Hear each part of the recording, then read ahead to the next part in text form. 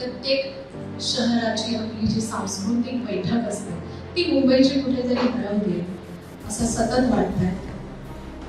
उदाहरणार्थ एका ढोलपथकाशी मी संपर्क साधला की तुम्ही कुठे रिहर्सल करता. सणावारीत आपण जोरात ढोलपथक आपल्या बरोबर असणं हे अभिमानाचं मानतो, पण ती असतात कुठे रिहर्सल करतात. तुम्ही कधी बघितलंय पुलाच्या खाली जिथे जागा मिळेल तिथे मी लोक रिहर्सल करत असतात. जर ढोलपथक हा आपल्या महाराष्ट्राचा एक मानाचा बिंदू आहे तर मग मुंबईमध्ये त्यांना जर स्वतःची हक्काची रिहर्सलची जागा मिळाली जिथे इतरांना त्रास होणार नाही. त्याने एक खूप गोड विनंती केली की KFCच्या पार्किंगमध्ये जरी आम्हाला जागा मिळाली तरी चालेल, पण जिथे इतरांना आमचा त्रास होणार आहे, आम्हाला कोणाचा त्रास होणार नाही. तर हे एक उदाहरण झालं. तर अशा बऱ्याच वास्तू आहेत, ओपन थिएटर्स आहेत जी बंद पडलेली आहेत, ज्याला एकेकाळी एक छान झळाळी होती ती आता नाहीशी झालेली आहे. किंवा मी म्हणेल की मरीन ड्राईव्ह आहे, बँड्राचे काही एरियाज आहेत, किंवा जिथे शक्य आहे, जिथे आपल्या रोजच्या ट्रॅफिक आणि या सगळ्या रूल्सना सांभाळून आपण संगीत, नाट्य, नृत्य किंवा सगळ्याच कला जर मुंबईमध्ये मुंबईचा हा चेहरा दिसला, कारण मुंबई जर आपण म्हणतो ग्लोबल आहे तर मग मुंबईचा हा सांस्कृतिक वारसा आपण ग्लोबली का सादर करत नाही हा माझा प्रश्न.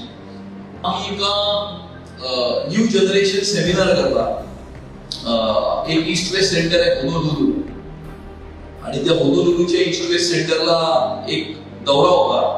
16 देशातनं 16 प्रतिनिधी होते, भारतातनं मी होतो. आणि आम्ही तिकडे होनोलुलूला गेलो होतो तेव्हा तिकडच्या बीचवर गेलो. तर तो मंगळवार होता आणि मंगळवारी तिथे एक परफॉर्मन्स होता बीचवर. असा काही फार मोठा हायफाय परफॉर्मन्स नव्हता, नॉर्मल होता. परंतु त्या शहरातले सगळे लोक तो मंगळवारी संध्याकाळी 6:30 वाजता परफॉर्मन्स बघायला त्या बीचवर आले होते. म्हणजे काय तर दर मंगळवारी 6:30 वाजता अशा प्रकारचा परफॉर्मन्स हा या बीचवरती होतो रेग्युलरली.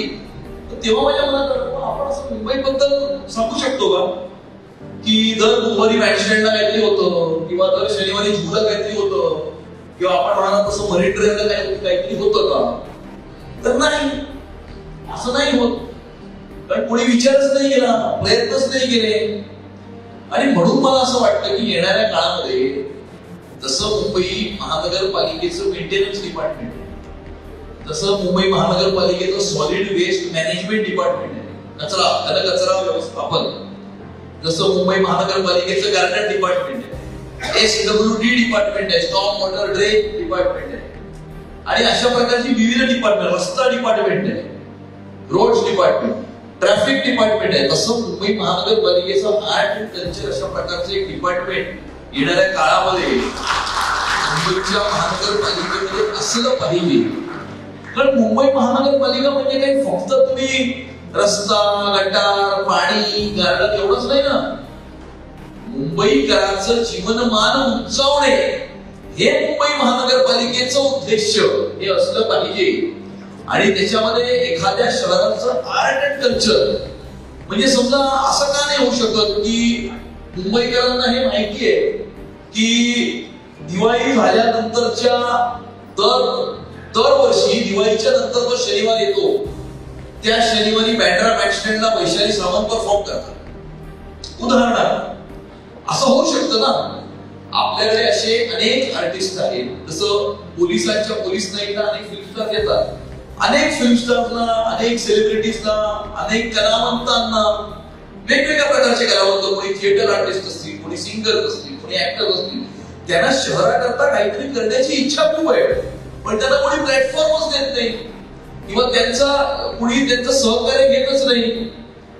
कारण आपल्याला दर बुधवारी चौपाटी किंवा बँडस्टँडला काय होतं याच्यापेक्षा दर बुधवारीच्या स्टँडिंग कमिटीच्या दुपारच्या मीटिंगला काय होतं ह्याच्यामध्ये जास्त इंटरेस्ट असतो ना.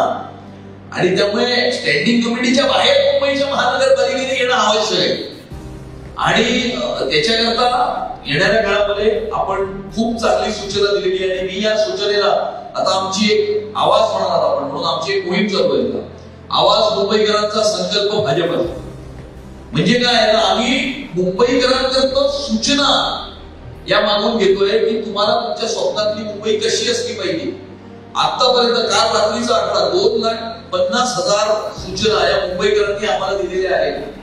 2,55,000 सूचना. आता त्याच्यामध्ये तुमची पण ही सूचना मी ऍड करतो 2,55,001 तशी की, आणि त्याच्या माध्यमातून आम्ही जरूर आमच्याकडे त्याच्या आधारावर आम्ही आमचा मॅनिफेस्टो तयार करू आणि जरूर आमच्या मॅनिफेस्टोमध्ये येणाऱ्या काळामध्ये मुंबई महानगरपालिकेचा आर्ट अँड कल्चर डिपार्टमेंट स्थापन करू. अशा प्रकारे मुंबई शहराची एक वेगळी ओळख निर्माण करणं हे आमचं उद्देश जरूर भविष्यामध्ये असेल. चांगली सूचना दिल्याबद्दल आपले खूप खूप धन्यवाद.